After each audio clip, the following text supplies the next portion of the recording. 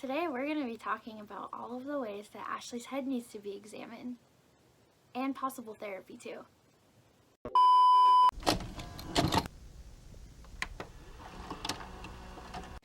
Hey guys, what's up? It's Ashley. Welcome back to my channel.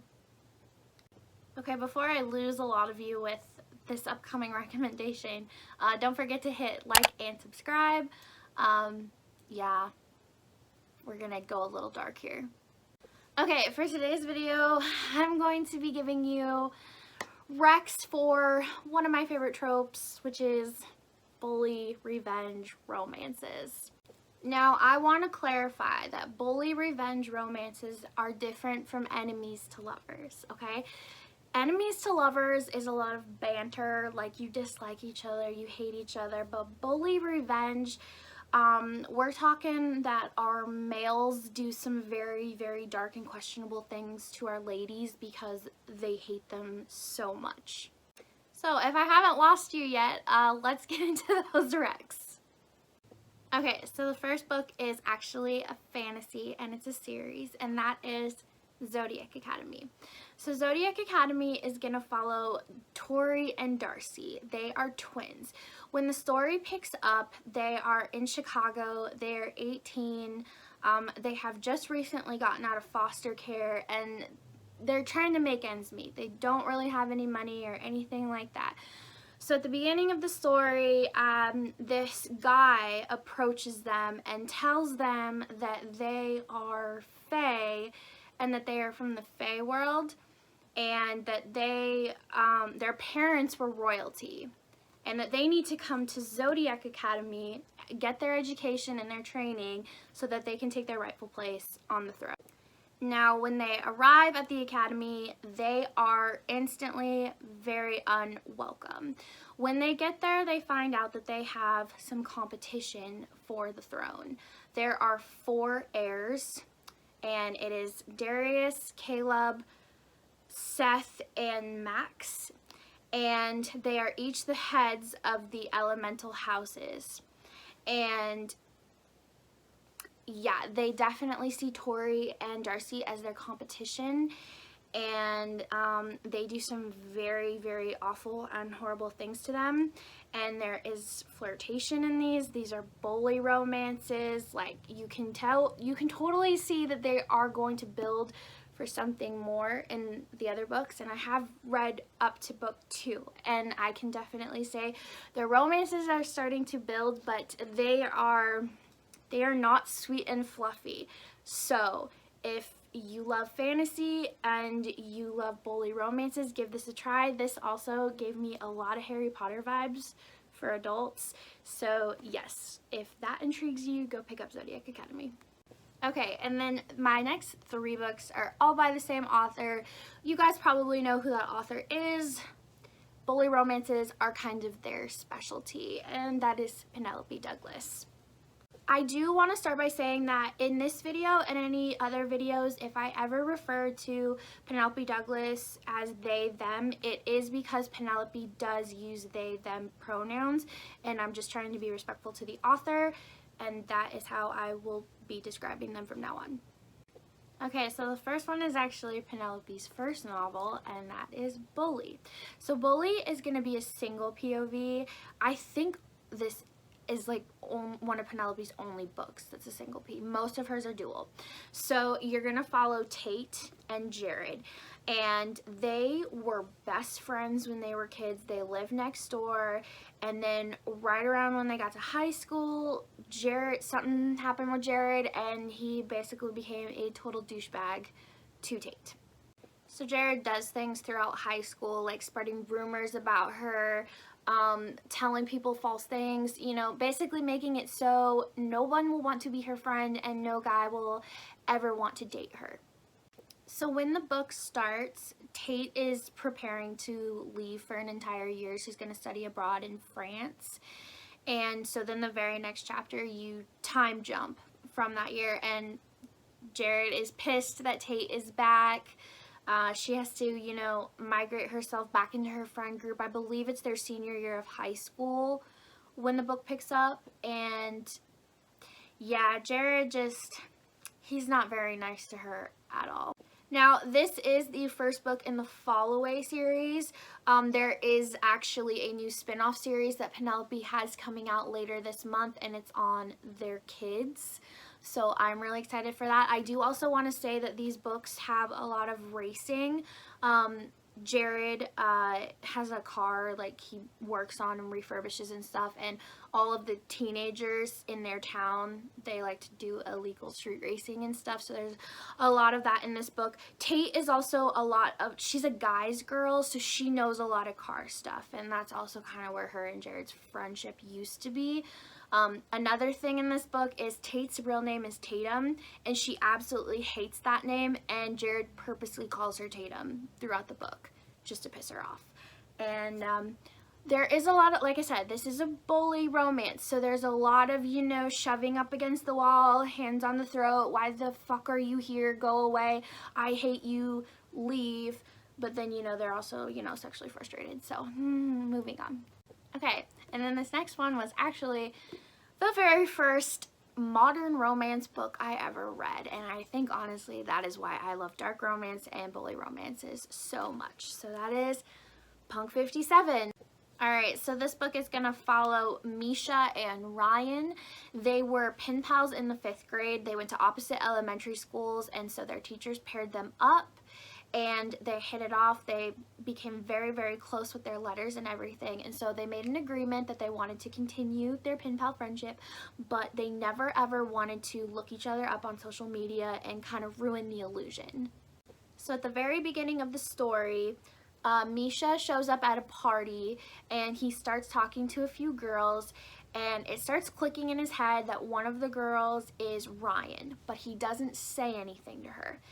And it's because after talking for her a while, he figures out that she is nothing at all like her letters say she is. In her letters, she always talked about how she hates the popular, superficial girls, and the girl that is in fact standing in front of him talking to him is everything opposite of what she said she is. Everything that he basically hates. So then after that party, you have a little bit of a time jump, I think of a month, maybe a couple months, and Misha ends up transferring to Ryan's school. He has his own little side plot going on. It's like a little mystery, and I really like the twist in it. So he shows up at Ryan's school, he uses a fake name, and he is a total fucking asshat to her. There's slut shaming, there's, once again, you know, we're gonna throw people up against the wall and all that. This book has some of my favorite spy scenes ever. The library and the truck, if you know, you know. So I love Punk 57. This was in my top 10 reads last year. This is a comfort book for me, you guys, as bad as that is. I love this. I will forever rate this 5 stars. Yes, this is perfect for bully revenge. Alright, and the next one is the first in a series. I would say the entire series is bully revenge romance, but you need to read the first one first, and that is Corrupt. Also by Penelope Douglas. Now, out of all the books I'm recommending, I would say when it comes to an actual plot with revenge and planning things against our female character, this one is gonna be the best one, because there is a lot of dark elements in here. There's a lot of dark themes. There's a lot of questionable things. Guys, I love this series. The Devil's Night series is my favorite series in the world. And like I said, the theme of this video is Ashley's gonna need her head examined. Okay, so you're gonna follow Rika and Michael. Michael is the older brother of Rika's boyfriend, Trevor. Rika and Trevor, they were best friends growing up. They were the same age in the same grade. Their moms were friends. So Rika spent a lot of time growing up in Michael's house. But Rika has always had more of an infatuation with Michael than she has with Trevor. You can kind of get the gist of it in the beginning of the book that Rika never really wanted to be with Trevor. It was something that their parents were pushing for.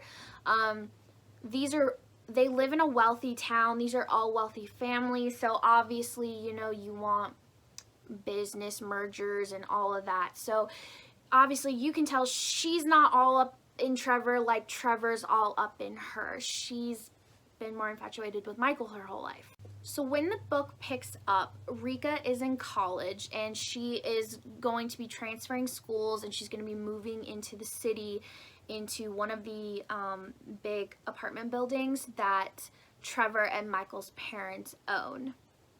So Michael also lives in that building. He lives in the penthouse at the very top, and Rika is moving into the floor right below him where he can keep his eye on her at all times. So what you find out when you're just a few chapters into this book, Michael and his 3 best friends, Kai, Damon, and Will, they have been plotting Rika's downfall for quite some time. Okay, so what ended up happening was, I think 4 years prior, in high school, Michael and his friends, they took Rika on one of their annual Devil's Night trips. So Devil's Night is the night before Halloween, and in their town in particular, it's the one night a year where everybody can do this crazy fucking shit. Michael and his friends, they are known as the 4 Horsemen. They wear masks. They do very illegal things. Pretty much everybody in the town knows it's them, but because their fathers are so powerful and they wear the masks and they don't have actual proof, they do it every year and they just keep getting away with it. So what ends up happening is on the Devil's Night that Michael takes Rika with them, a lot of things happen, and the very next day, Michael's 3 best friends all get arrested and put in prison for several years. When the book begins, Damon, Will, and Kai, they have all gotten out of prison, and them and Michael, they have all been plotting Rika's downfall because they are pissed at her. Michael himself didn't get caught and put in prison, but the other 3 did. And so what this book and the other 3 books do is they jump back and forth between the past in high school and the present. And each book covers a different Devil's Night. Like, there's a lot of there's a whole bunch of years that these books cover. It kind of gets a little confusing, but you can download timelines and stuff on Penelope's website and everything. But I love this. So you kind of have a little bit of a mystery when you're reading, because you're trying to figure out, okay, did Rika actually screw these guys over, or was it all a big misunderstanding? So I love this book. The shit that Michael and his friends did to Rika, oh, guys, there was a lot of it. And I'm not just talking like shoving up against a wall with throat around the neck. I'm talking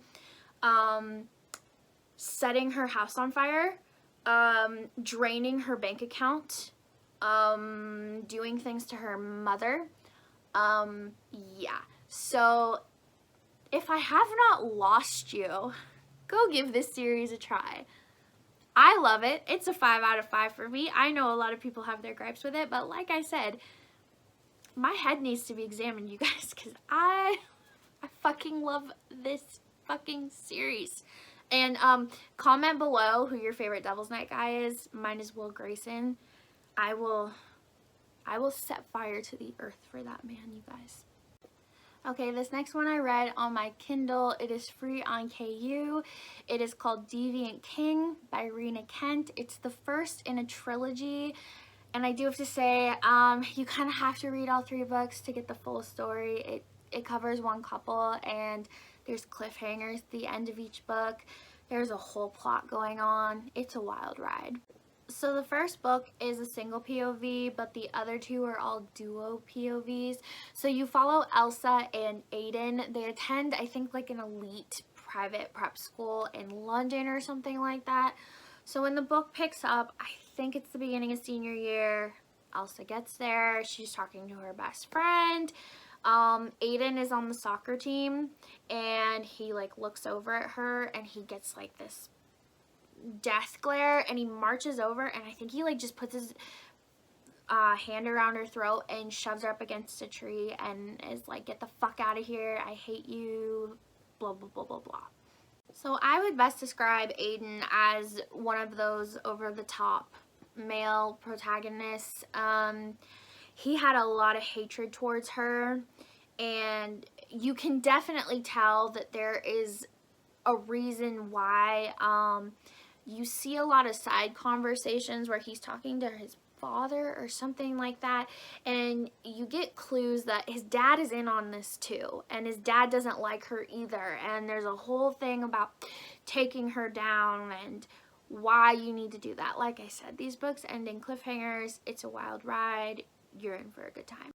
And then I can't remember if it was more towards the beginning or more towards the middle, but Aiden basically takes his claim and wants to make Elsa his, and he does it in very threatening ways, like not really giving her options, even though in her inner dialogue she's like, yes, I want you, but I fucking hate you, and blah blah blah blah blah. And this has that trope of touch her and you die.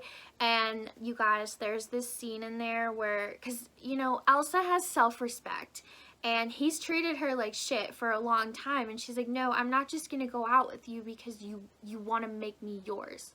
Because that's how he approaches her. He's like, be mine, just be mine. And she's like, no, screw you. So what ends up happening is his best friend comes up to her and he's like, go out with me, we can make him jealous or something. So they walk in the lunchroom, and all he does is put his arm around her, and you guys, Aiden, he like becomes an animal, and he beats the ever living shit out of his best friend, you guys. Now, I do want to say this book especially, I would say there is a fine line between bully romance and sexual assault.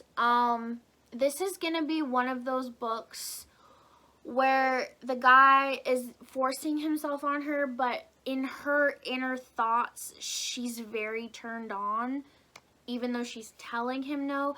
So if you have problems with that and everything, I would not pick up this book. But if you can, you know, get past that and remember that it's all fiction, like I said, it's a fun time. The writing style made this book really, really fast to read.